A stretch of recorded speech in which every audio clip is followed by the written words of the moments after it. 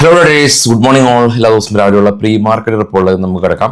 ഇന്നലെ നിഫ്റ്റി അങ്ങനെ പോസിറ്റീവായിട്ട് തന്നെയാണ് റിയാക്ട് ചെയ്യപ്പെട്ടത്. അതുമാത്രമല്ല, ഇന്നലെ വളരെ ഒരു പോസിറ്റീവായിട്ടുള്ള മറ്റൊരു കാര്യമുള്ളത് FIS ഇന്ത്യൻ മാർക്കറ്റിൽ നെറ്റ് ബയേഴ്സ് ആയിരുന്നു എന്നുള്ളതാണ്. FISന്റെ ഡീറ്റെയിൽസ് കണ്ടുവരാം. 995 കോടി രൂപയ്ക്ക് അവർ ബൈ നടത്തി. ഓൾ ടുഗദർ ഈ ഒരു മാസം 1350 കോടി രൂപയുടെ സെല്ലിംഗ് ആണ്. എങ്കിലും ഒരു ചെറിയ തോതിലാണ് സെല്ലുള്ളൂ. 18 ദിവസം പിന്നിടുമ്പോൾ അവരുടെ സെല്ലിംഗ് പ്രഷർ ഈ മന്ത്ലി അടിസ്ഥാനത്തിൽ കുറവാണ്.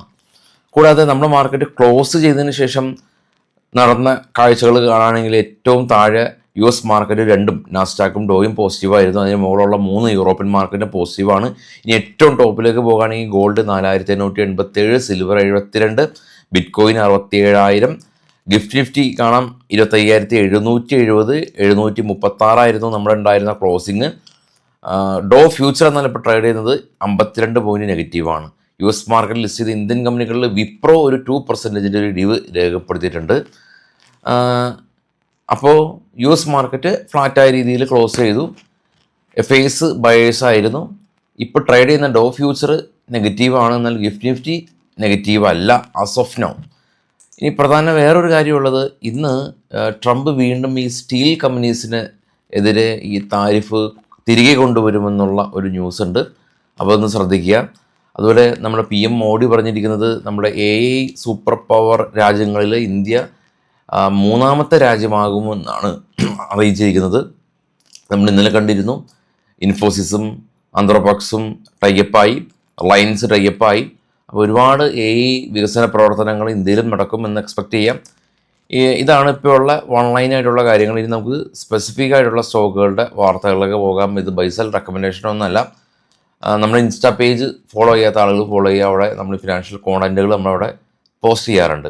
ആദ്യം സ്റ്റീൽ സ്റ്റോക്കുകളാണ്. നമ്മൾ നേരത്തെ കണ്ടപോലെ തന്നെ സ്റ്റീൽ സ്റ്റോക്കുകൾ JSW steel, Tata steel, Vedanta, Hindalco സ്റ്റോക്കുകൾ ശ്രദ്ധിക്കുക. കാരണം താരിഫ് തിരികെ വന്നേക്കാമെന്നുള്ള അഭ്യൂഹങ്ങളുണ്ട്. ദിലീപ് ബിൽഡ്കോൺ കമ്പനി ഇവർക്ക് 682 കോടി രൂപയുടെ ഒരു പ്രോജക്റ്റ് കിട്ടി എന്നറിയിച്ചു. എയർടെൽ കമ്പനിക്ക് RBI അവർക്ക് നോൺ ഡെപ്പോസിറ്റ് അക്സെപ്റ്റ് ചെയ്യാനായിട്ടുള്ളൊരു അപ്രൂവൽ, നോൺ ബാങ്കിങ് ഫിനാൻഷ്യൽ കമ്പനിയായിട്ട് മാറാനായിട്ടുള്ള അപ്രൂവൽ RBI കൊടുത്തു എന്നുള്ള ന്യൂസ്. KNR കൺസ്ട്രക്ഷൻ കമ്പനി അവർക്കൊരു പുതിയ ഹൈദരാബാദിൽ നിന്നുള്ളൊരു ഓർഡർ ലഭിച്ചിട്ടുണ്ട്. ഹൈദരാബാദ് കോർട്ടിൽ നിന്ന് ടാക്സ് റീഫണ്ട് ഓർഡറാണ്. അതായത് പുതിയതായിട്ട് ടാക്സ് കൊടുക്കുന്നു എന്നുള്ളതല്ല, ടാക്സ് റീഫണ്ടിന് വേണ്ടി ഇവർ അപ്ലൈ ചെയ്തിട്ടുണ്ടായിരുന്നു. അത് അപ്രൂവ് ചെയ്തു. അപ്പോൾ കമ്പനിക്ക് ഇൻകം ടാക്സ് റീഫണ്ട് കിട്ടുമെന്നുള്ള ഒരു ന്യൂസാണ് KNR കൺസ്ട്രക്ഷനെ സംബന്ധിച്ചുള്ളത്. എക്സാവെയർ ടെക് കമ്പനി ഇവർ റാപ്പിഡെക്സ് പ്ലാറ്റ്ഫോമായിട്ട് പുതിയ business contract, AI business contract sign ചെയ്തെന്ന് അറിയിച്ചു. എറ്റേണൽ കമ്പനിയും അതുപോലെ തന്നെ ഇവരുടെ OpenAI എന്ന് പറയുന്ന AI ആയിട്ട് ഇവരുടെ ബ്ലിങ്കറ്റിൻ്റെ പ്രവർത്തനം സ്മൂത്ത് ചെയ്യാനായിട്ട് കോൺട്രാക്റ്റ് സൈൻ ചെയ്തു. BHEL കമ്പനി സെയിലിൽ നിന്ന് ഇവർക്കൊരു പുതിയ ഓർഡർ ലഭിച്ചു. Adani Enterprises company 49% Shri Vishwavardhi private ലിമിറ്റഡിൽ അക്യൂർ ചെയ്തു. ഇൻഫോ എഡ്ജ് 30 കോടി രൂപ ഇവരുടെ സ്റ്റാർട്ടപ്പ് ബിസിനസ്സിന് വേണ്ടിയിട്ട് ഇവർ സ്പെൻഡ് ചെയ്യുന്നുണ്ട്. ബോഷ് കമ്പനി ഇവരുടെ CFO റിസൈൻ ചെയ്തു എന്നുള്ള ന്യൂസ് ഉണ്ട്. BHEL കമ്പനി ഇവർ ഫ്രാൻസായിട്ട് കൊളാബറേറ്റ് ചെയ്തിട്ട് ഹാമർ മിസൈൽ മാനുഫാക്ചർ ചെയ്യാനായിട്ട് ധാരണയായി.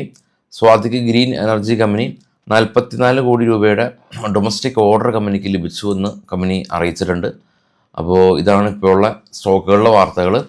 വൈകിട്ട് നമുക്ക് പോസ്റ്റ് മാർക്കറ്റ് കാണാം. Thank you.